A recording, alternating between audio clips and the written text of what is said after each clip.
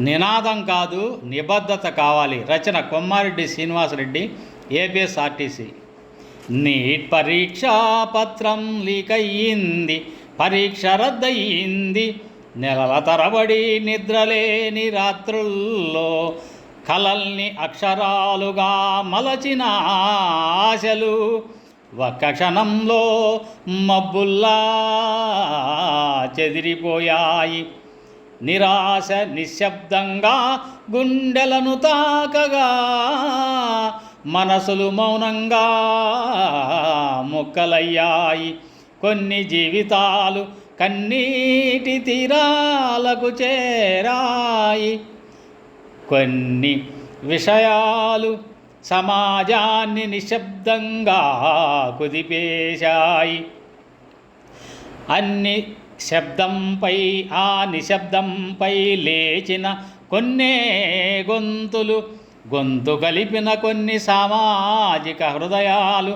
ప్రశ్నలు వీధుల్లోకొచ్చాయి, నిజాలు వెలుగుల్లోకొచ్చాయి. పోరాటమై పలికిన నినాదం బాధ్యులపై చర్యలే ప్రతిధ్వనించింది. ఒక మంత్రి పదవి పోయింది, కొంతమంది అధికారులపై చర్య తీసుకున్నారు. ఇది ముగింపా కాదు, ఒక హెచ్చరిక మాత్రమే.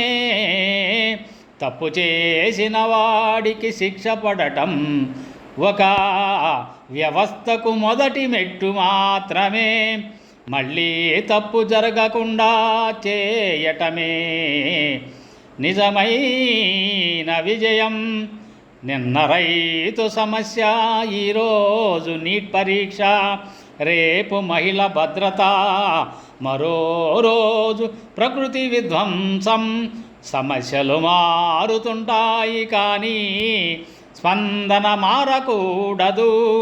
ఒక హృదయం స్పందిస్తే కలిసి నడిచే భారతం కావాలి.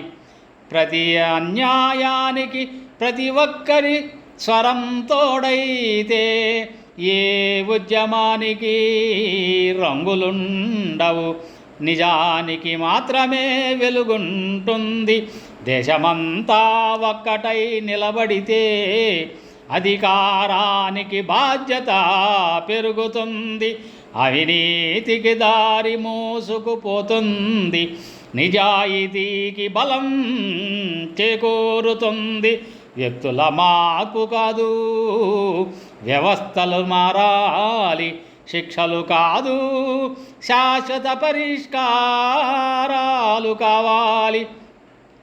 ప్రతి విద్యార్థి, ప్రతి పౌరుడు నమ్మకం నిలబడుతుంది. అప్పుడు భారతం కేవలం ఒక దేశం కాదు, ఒకటిగా స్పందించే మహా చైతన్యమవుతుంది.